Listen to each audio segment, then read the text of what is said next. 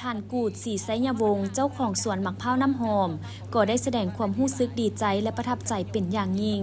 ที่ได้มีโอกาสเข้าร่วมในงานวางแสดงจำหน่ายสินค้าโอดอปและสินค้าครอบครัวตัวแบบครั้งที่ 11 ของนครหลวงจันทร์ที่จัดขึ้นอยู่ที่ศูนย์การค้าเล้าไอเตก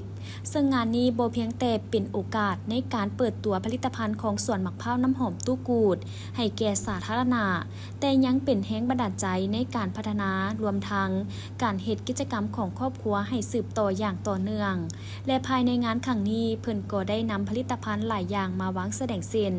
กะแลมมะพร้าวน้ำหอมกะแลมโกโก้และผลิตภัณฑ์จากหมากไม้ผสมผสานที่ผลิตจากสวนที่ปลูกด้วยวิธีธรรมชาติและใส่ใจคุณภาพเป็นตัวอย่างที่สะท้อนให้เห็นถึงการประสบผลสำเร็จในการขับเคลื่อนชีวิตของครอบครัว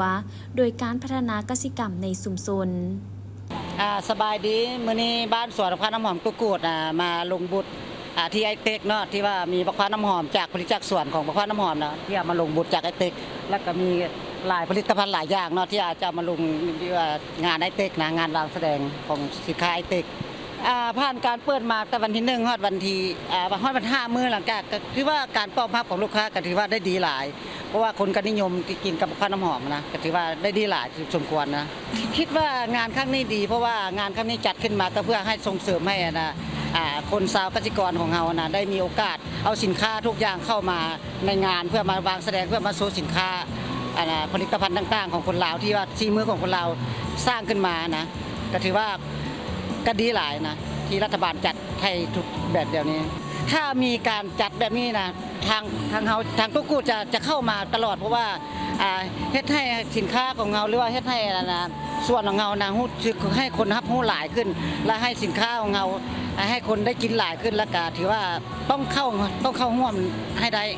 สุดท้ายนี้ฝากเชิญชวนให้คนที่ว่าติดตามกุ๊กกูทาง TikTok หรือว่าติดตามกุ๊กกูทางใดก็อยากให้ประชาชนเข้ามาในงานเพื่อมาชมสินค้ามันเพราะในงานสินค้าของเรามีหลายผลิตภัณฑ์เนาะที่เอามาวางแสดงนะแต่ว่าให้ซักชวนให้เข้ามาเพื่อว่าให้มาเบิ่งให้มาชมให้มาซื้อหรือว่าให้มาลองสินค้าของคนลาวที่ผลิตภัณฑ์ของคนลาวนะมันก็มีหลายที่ว่าความสามารถของคนลาวเฮ็ดได้นะถือว่าหลายอย่างท้ายนี้ท่านกูดศรีไสยวงศ์ก็ได้ต่างหน้าบรรดาผู้ประกอบการหัวหน่วยธุรกิจทุกภาคส่วนขอเชิญชวนพี่น้องประชาชนและผู้ที่สนใจในผลิตภัณฑ์ท้องถิ่นเข้ามาเยี่ยมชมและอุดหนุนสินค้าจากสวนมะพร้าวน้ำหอมตู้กูดได้มีบูธแสดงในงานดังกล่าว